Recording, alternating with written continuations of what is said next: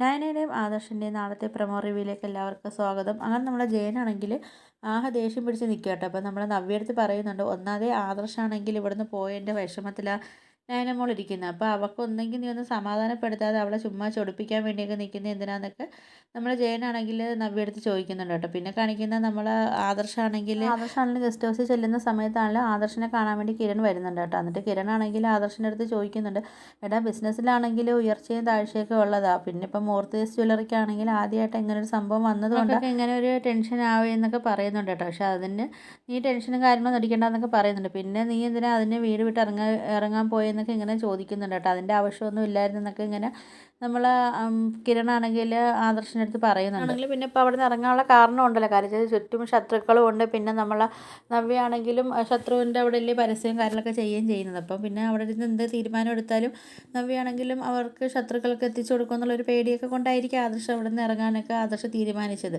പിന്നെ കാണിക്കാൻ നമ്മൾ ജയനാണെങ്കിൽ ദേഷ്യം വന്നിട്ടാണെങ്കിൽ അഭിയാണെങ്കിൽ അടിയൊക്കെ കൊടുക്കുന്നുണ്ട് കേട്ടോ. എന്നിട്ട് പറയുന്നുണ്ട്, നീ ഈ കുടുംബം ജനിച്ചതാണ് ഈ കുടുംബം ഇത്രയും നശിക്കാൻ കാരണമെന്നൊക്കെ പറയുന്നുണ്ട് കേട്ടോ. നിന്നെ ഞാൻ കൊല്ലുമെന്നൊക്കെ പറഞ്ഞിട്ടാണെങ്കിൽ നമ്മൾ ജയനാണെങ്കിൽ നമ്മൾ അഭിയെ പിടിച്ചാണെങ്കിൽ സോഫയിലൊക്കെ തള്ളുന്നുണ്ട് കേട്ടോ. എന്നിട്ട് നമ്മൾ ജയനാണെങ്കിൽ ദേഷ്യം തിരിച്ചൊക്കെ പോകുന്നുണ്ട്. ആ സമയത്ത് നമ്മൾ ജലജയാണെങ്കിൽ വന്ന് അഭിയെ പിടിക്കുകയൊക്കെ ചെയ്യുന്നുണ്ട് കേട്ടോ. എന്നിട്ട് നമ്മൾ ജലജയ്ക്കാണെങ്കിൽ നല്ല ദേഷ്യമുണ്ട്.